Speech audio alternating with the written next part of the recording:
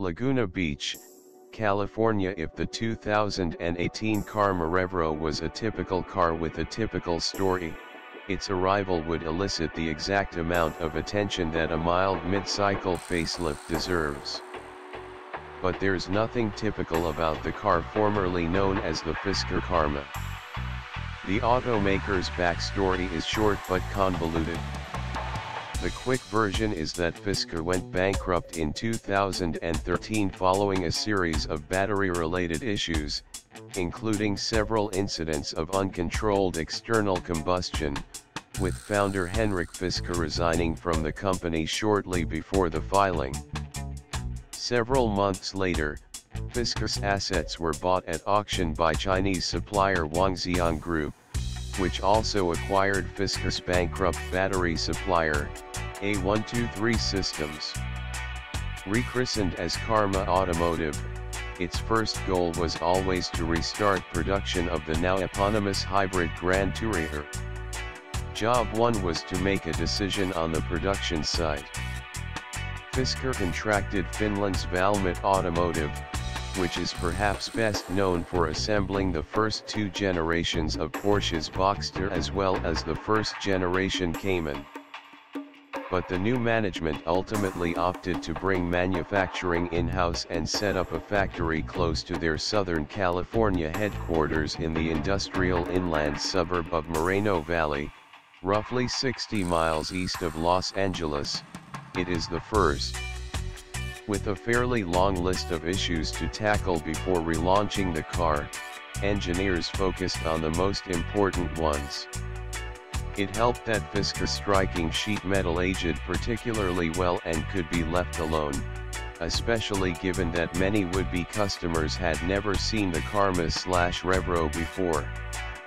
The most apt comparison is probably the oft-forgotten Maserati Gran Turismo, which has now been on sale for a full decade but still looks fairly fresh and eye-catching to anyone that's not a car connoisseur.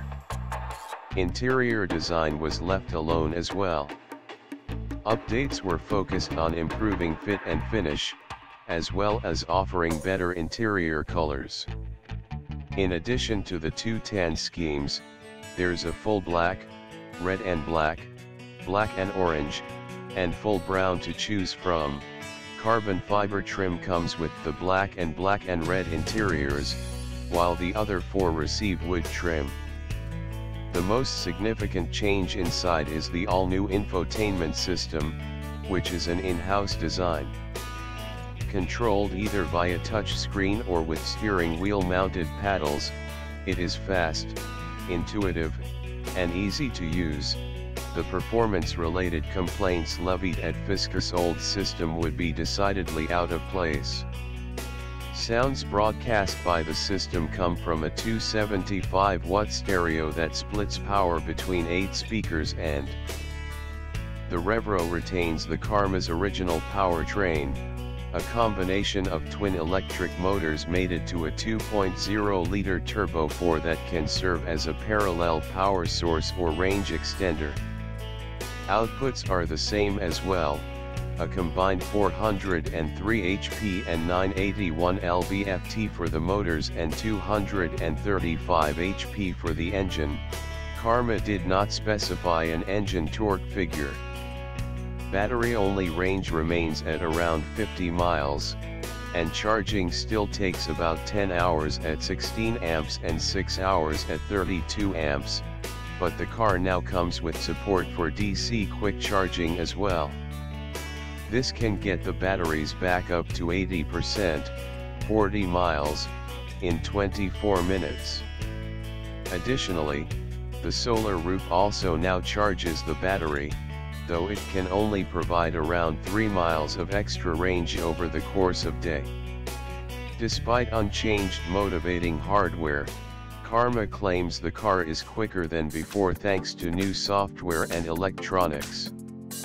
The Fisker branded version needed 6.0 seconds to hit 60 miles per hour in sport mode, 7.1 seconds in range extender sustain mode, and 7.9 seconds in stealth mode as a pure EV.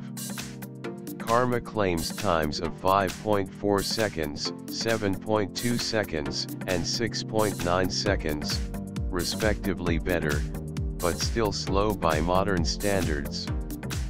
Lackluster. Braking duty is handled by 14.6-inch discs clamped by 6-piston Brembo calipers up front, and 14.4-inch discs with 4-piston clamps at the rear. There are 3 braking modes that offer progressive levels of regenerative resistance, but only the third and most aggressive mode provides noticeable levels of deceleration, no doubt due in part to the Revero's considerable heft.